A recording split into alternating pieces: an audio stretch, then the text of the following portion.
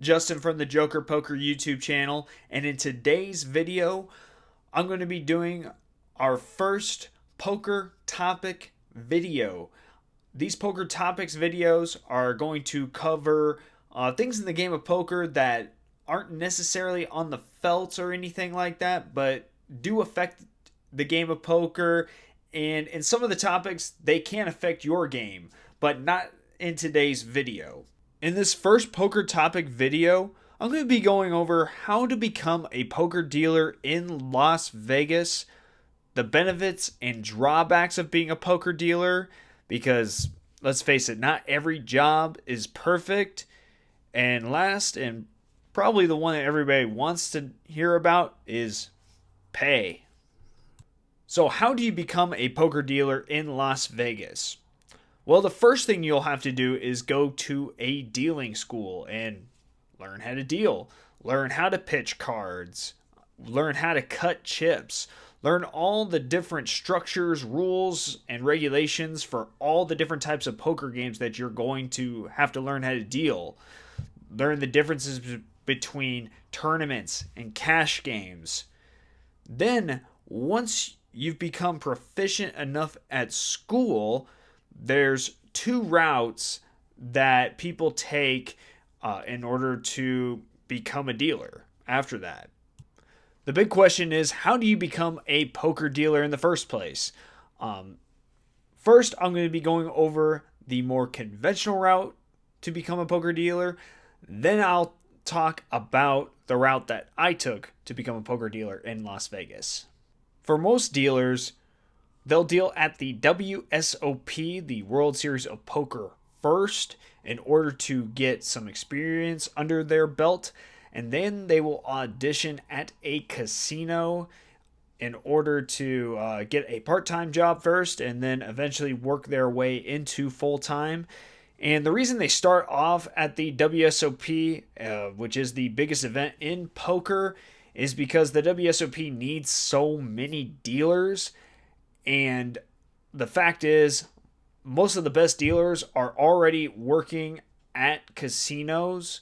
At this point, they already have the experience, so they're working part-time at a certain casino or full-time at that casino, so there's no reason for them to work at WSOP.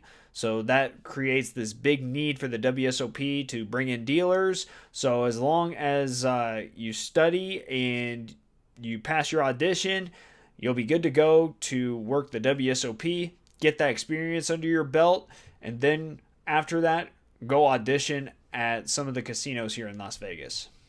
While most dealers deal the WSOP first and use that to get their experience, I took a more unconventional route. So for me, I started in what's called a break-in casino. And these casinos exist just to give people experience, and they know that these dealers are going to be moving on to other jobs, and that's okay because people have to get experience under their belts. This is more of a table games path for career growth, but I got to take this path instead, so it was pretty cool because I got thrown into the fire, so to speak. I mean, the very first hand I dealt at this break-in casino, there were 3 side pots.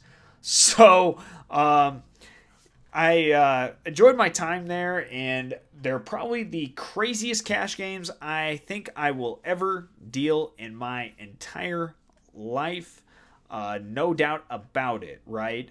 So I dealt at this break-in casino for I'm not sure, a few months, and then Caesars Entertainment was having a national hiring day. So I decided I'd try to go in there and see if they were doing any auditions for dealers. And luckily for me, there was a poker table there. And so some of the dealers that auditioned there would go to Caesar's Palace, and I ended up getting chosen to go to Bally's and work a WSOP circuit event.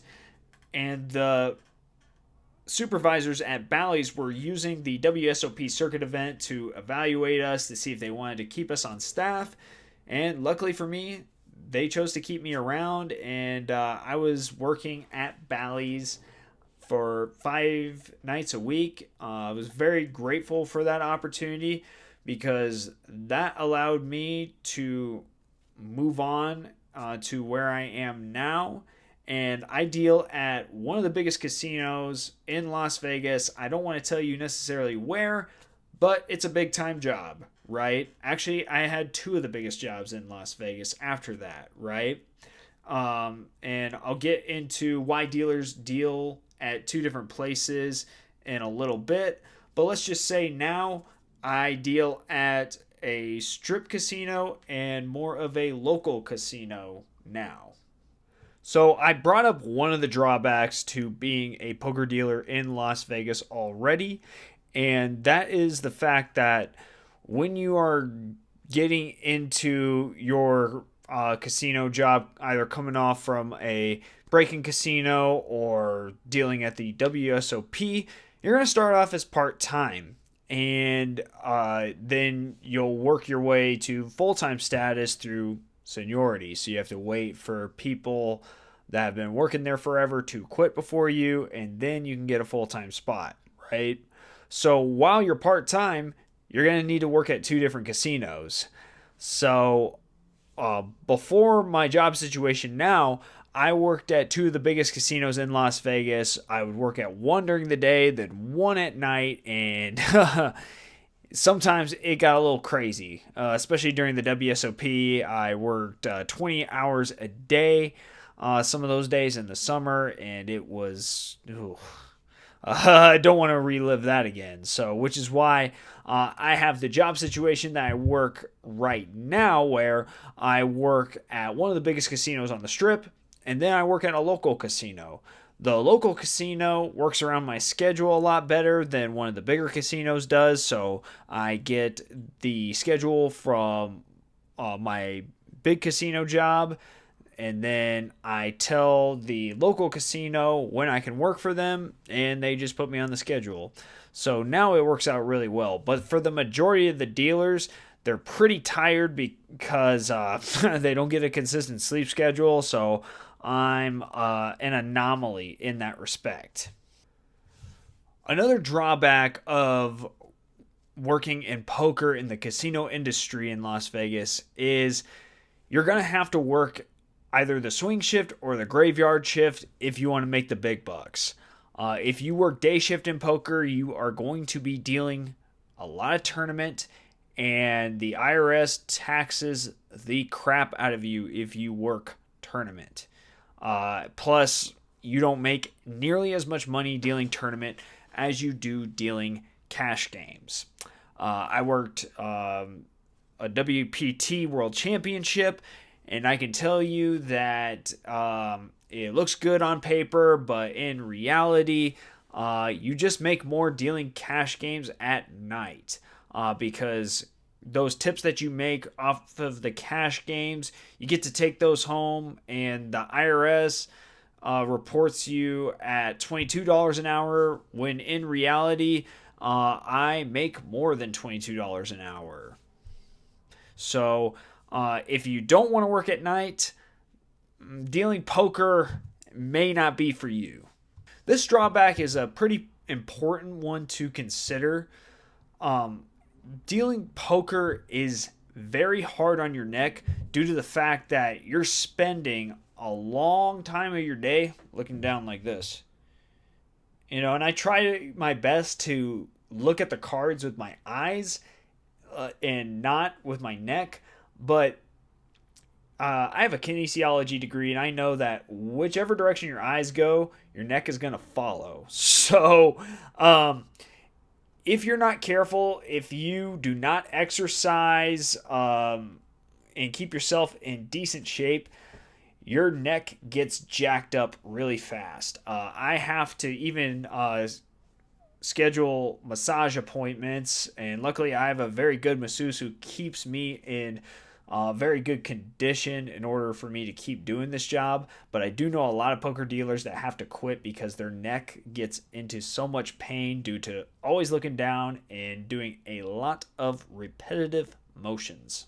Now I'm going to bring up one point about dealing poker in Las Vegas that's kind of goes both ways. It is a benefit, but you could also see it as a drawback, is that the summertime in Las Vegas with the World Series of Poker gets crazy, right? For both cash games and tournaments, and the casino needs just about every poker dealer that is on the roster there and ready to deal some cards. You might even deal 12 hours a night for my particular shift during the WSOP. So it's good because you are able to make a lot of money.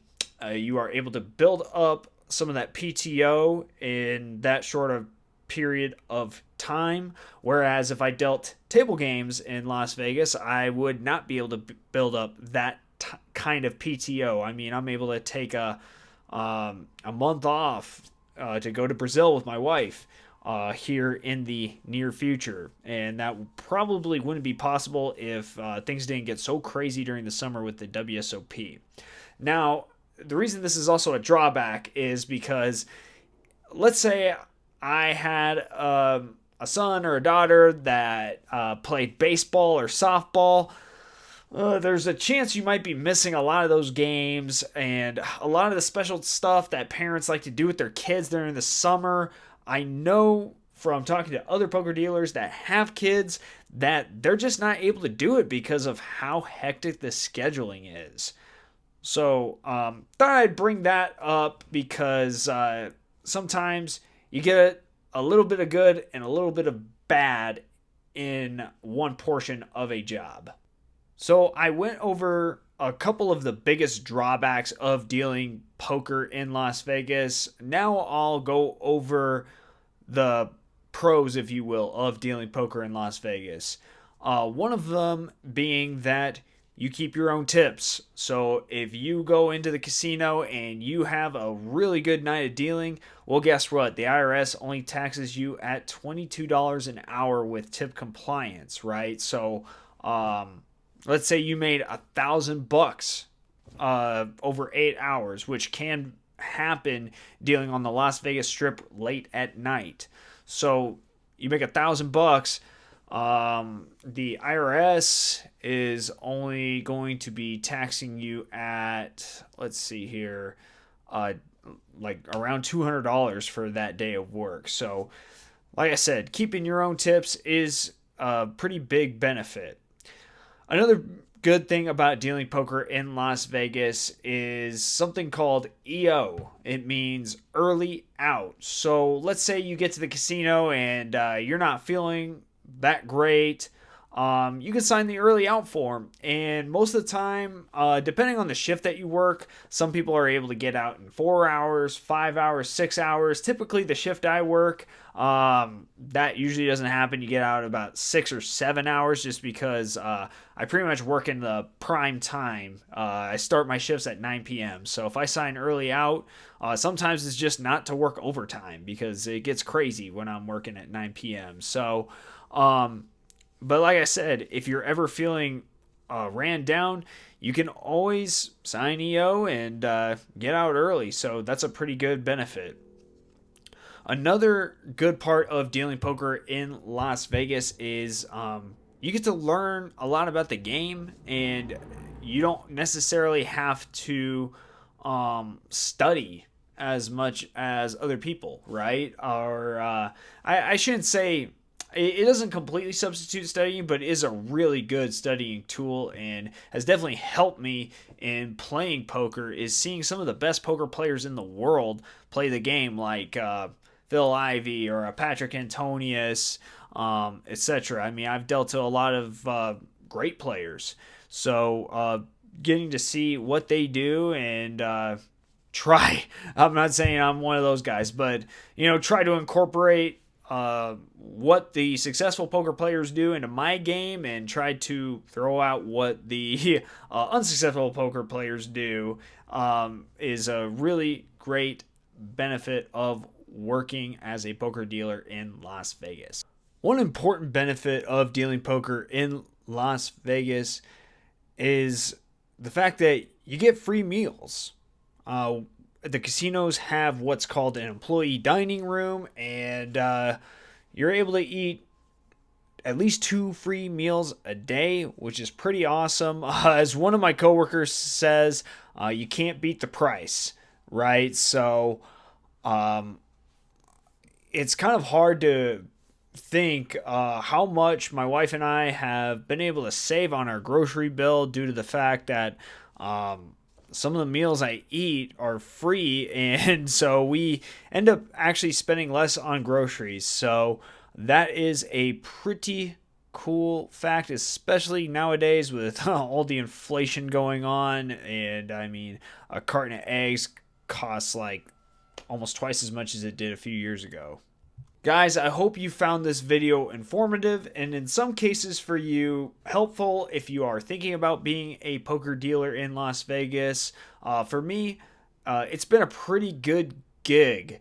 I've been able to take the good with the bad and realize that, hey, this is a pretty good job in comparison to other jobs out there. So if you guys like my content, subscribe, because I'm going to be putting out more poker vlogs, more topics to discuss about poker and the industry as a whole. And I just want to thank you guys for tuning into this video, and I hope you guys have a great day.